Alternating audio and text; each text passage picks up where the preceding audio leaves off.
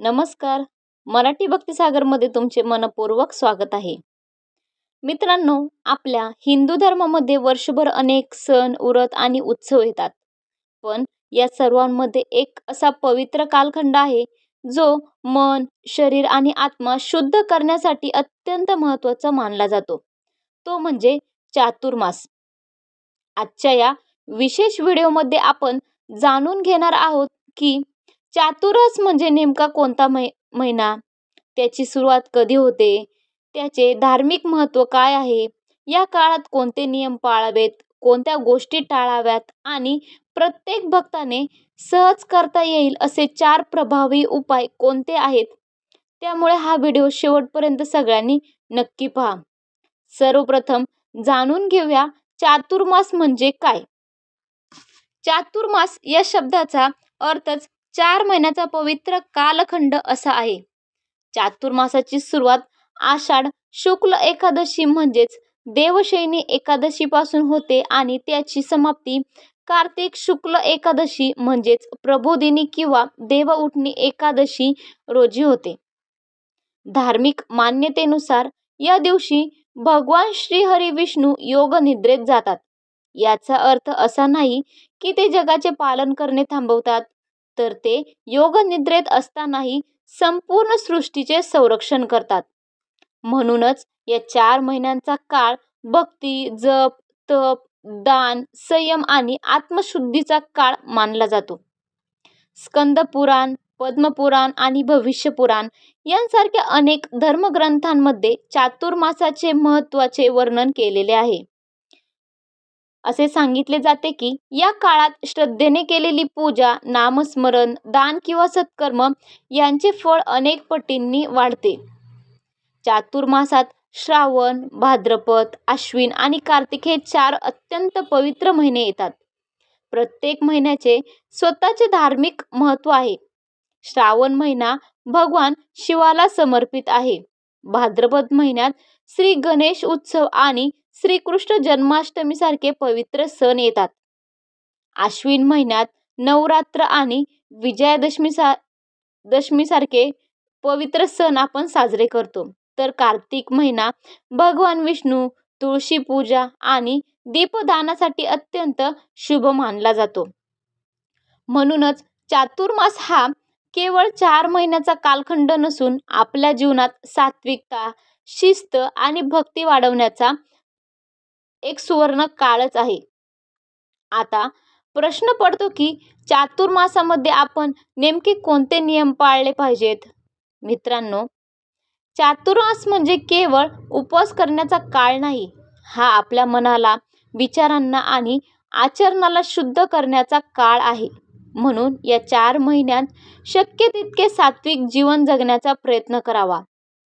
दररोज सकाळी लवकर उठून स्नान करून देवपूजा करावी. भगवान श्री हरी विष्णू, श्रीकृष्ण आणि आपल्या कुलदैवताचे नामस्मरण करावे. शक्य असल्यास ओम नमो भगवते वासुदेवाय किंवा विष्णू सहस्रनाम यांचे पठण करावे. रोज काही वेळ भगवद्गीता, श्रीमद भागवत किंवा इतर धार्मिक ग्रंथाचे वाचन केले तर त्याचे विशेष पुण्य मिळते, अशी श्रद्धा आहे. जर तुमच्या घरामध्ये भगवान विष्णू, श्रीकृष्ण, श्रीराम किंवा शालिग्राम असतील तर रोज त्यांना तुळशीपत्र अर्पण करा.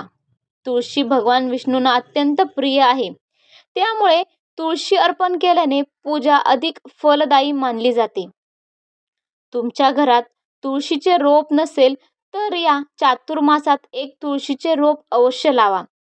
सकाळी पाणी अर्पण करा आणि संध्याकाळी तुळशीसमोर तुपाचा किंवा तिळाच्या तेलाचा दिवा लावा. तुळशी पूजेने घरात सकारात्मक ऊर्जा वाढते आणि माता लक्ष्मीची कृपा प्राप्त होते, अशी मान्यता आहे.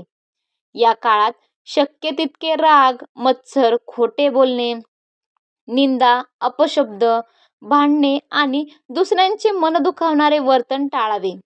कारण खरी भक्ती ही फक्त देवपूजेमध्ये नसून आपल्या वागणुकीमध्ये पण दिसली पाहिजे. आपल्या क्षमतेनुसार अन्नदान, वस्त्रदान, धान्यदान किंवा गरजूंना मदत करण्याचा संकल्प करा. शास्त्रामध्ये दानाला विशेष महत्त्व दिले गेले आहे. अगदी छोटासा मदतीचा हातही मोठे पुण्य देणारा ठरू शकतो.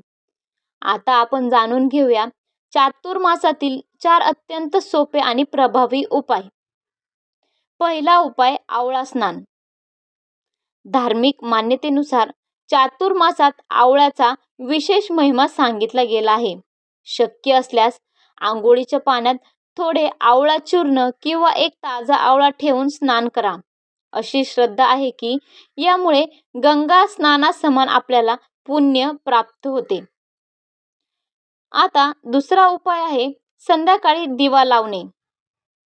दररोज संध्याकाळी देवघरात किंवा तुळशीसमोर तिळाच्या तेलाचा किंवा तुपाचा दिवा लावा. दिवा लावल्यानंतर भगवान विष्णूंचे नामस्मरण करा आणि आपल्या कुटुंबाच्या सुखसमृद्धीसाठी प्रार्थना करा. तिसरा उपाय आहे तुळशीचे रोप दान करणे. या 4 महिन्यात एखाद्या मंदिरात नातेवाईकांना किंवा गरजू भक्ताला तुळशीचे रोप भेट द्या. तुळशीचे रोप लावणे किंवा दान करणे हे अत्यंत शुभ मानले जाते. चौथा उपाय आहे धार्मिक ग्रंथाचे दान. भगवद्गीता, विष्णू सहस्त्रनाम, श्रीमद भागवत किंवा इतर धार्मिक ग्रंथांचे दान करा. जर दान शक्य नसेल तर स्वतः दररोज काही पाने वाचण्याचा संकल्प करा. ज्ञानदान हे सर्वश्रेष्ठ दान मानले गेले आहे. मित्रांनो, एक गोष्ट नेहमी लक्षात ठेवा. चातुर्मास म्हणजे फक्त काही नियम पाळण्याचा किंवा उपवास करण्याचा काळ नाही. हा आपल्या मनाला चांगले विचार देण्याचा, आपल्या स्वभावामध्ये सकारात्मक बदल घडवून आणण्याचा आणि देवाशी आपले नाते घट्ट करण्याचा अत्यंत पवित्र काळ आहे. या 4 महिन्यांमध्ये जर आपण रोज काही मिनिटे देवाचे नामस्मरण केले, आपल्या आई वडिलांचा आदर केला, गरजू व्यक्तीला मदतीचा हात दिला, कोणाचेही मन दुखावले नाही आणि शक्य तितके सात्विक जीवन जगण्याचा प्रयत्न केला तर हा खरा चातुर्मास पाळल्याचे फळ आपल्याला मिळेल. धर्मग्रंथांमध्ये सांगितले आहे की श्रद्धेने केलेले छोटेसे सत्कर्मही भगवान श्रीहरी विष्णूंना अत्यंत प्रिय असते. त्यामुळे मोठे दान किंवा मोठे व्रत करणे प्रत्येकाला शक्य नसले तरी मनापासून केलेली प्रार्थना, प्रेमाने केलेली सेवा आणि निस्वार्थ भावनेने केलेली मदत यांचे पुण्य अमूल्य असते. म्हणून या चातुर्मासामध्ये आपण सर्वांनी एक छोटासा संकल्प करूया. रोज देवाचे नाम घ्यायचे, शक्य तितके चांगले विचार करायचे, कोणाच्याही मनाला दुःख पोचणार नाही याची काळजी घ्यायची आणि आपल्या घरामध्ये आनंद, प्रेम व भक्तीचे वातावरण निर्माण करायचे. भगवान श्रीहरी विष्णू आणि लक्ष्मी माता यांची कृपा तुमच्या आणि तुमच्या संपूर्ण परिवारावर सदैव राहो.